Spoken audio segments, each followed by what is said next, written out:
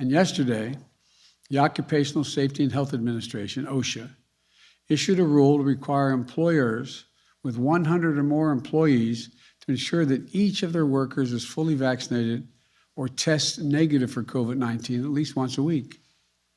And the Centers for Medicare and Medicaid Services issued a rule requiring that all workers at healthcare facilities participating in Medicare and Medicaid are fully vaccinated. Together, these rules, along with other requirements we've put in place, means that 2/3 of all workers in the United States are now covered by vaccination requirements. These requirements have broad public support, and they work. Already we've seen organizations that have adopted vaccination requirements increase their vaccination rates by more than 20 percentage points, often as high as over 90%.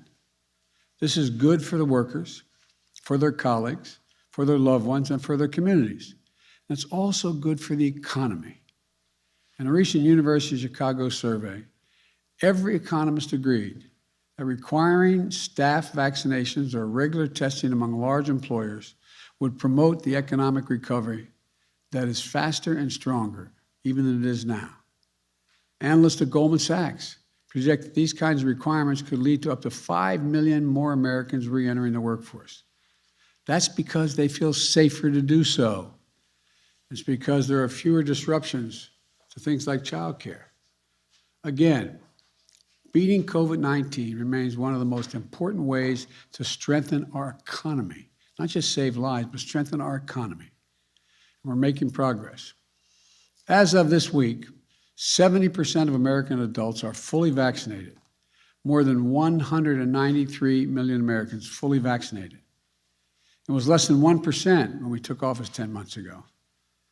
And one more piece of good news. Last night, we received promising news about another potent and potential COVID treatment, a pill developed by Pfizer that may dramatically reduce the risk of being hospitalized or dying when taken shortly after infection, if you're infected. If authorized by the FDA, we may soon have pills that may treat the virus of those who become infected. We have already secured millions of doses, and the therapy would be another tool in our toolbox to protect people from the worst outcomes of COVID. But look, it's important to remember, we need to prevent infections, not wait to treat them once they happen. And vaccination remains the best way to do that.